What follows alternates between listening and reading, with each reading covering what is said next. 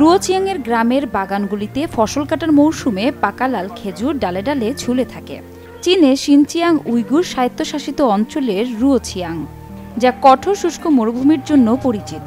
লাল খেজুর শিল্পের এই অঞ্চলটি তার অনন্য প্রাকৃতিক সম্পদকে কাজে লাগিয়ে সমৃদ্ধির পথে দ্রুত এগিয়ে চলেছে।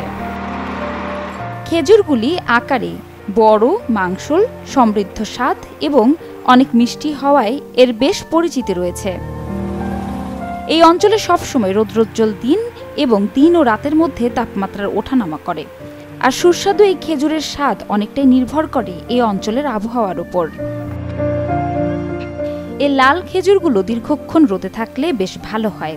এই অঞ্চলে দিনে অনেক বেশিক্ষণ আলো থাকে।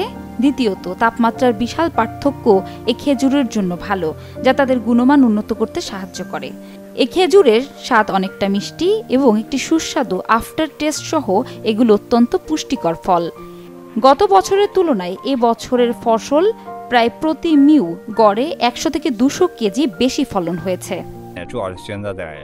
আমরা আগে গম এবং ভুট্টা চাষ করতাম, কিন্তু জীবনযাপন করা সহজ ছিল না। এখন যেহেতু আমরা লাল খেজুর চাষ করি, পরিস্থিতি ধীরে ধীরে অনেক উন্নত হয়েছে এবং সবার জীবনযাত্রা সত্যি উন্নত হয়েছে।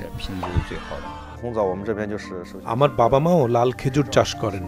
আমি এবং আমার ভাই পড়াশোনা করার জন্য এবং পরিবার এবং ক্যারিয়ার গড়ে তোলার জন্য লাল খেজুর চাষের উপর নির্ভরশীল।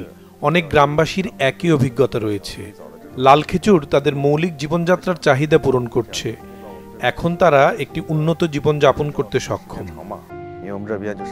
খেজুর চাষের জন্য প্রায়শই গ্রামের অভিজ্ঞ খেজুর চাষিদের নিয়োগ করা হয়। মাঝে মধ্যে একটি পৌর কৃষি ও গ্রামীণ বিষয়ক ব্যুরো এবং অন্যান্য প্রাসঙ্গিক কারিগরি বিশেষজ্ঞদেরও আমন্ত্রণ জানানো হয়, যারা ঘটনাস্থলে এসে প্রযুক্তিগত দিক নির্দেশনা প্রদান করে।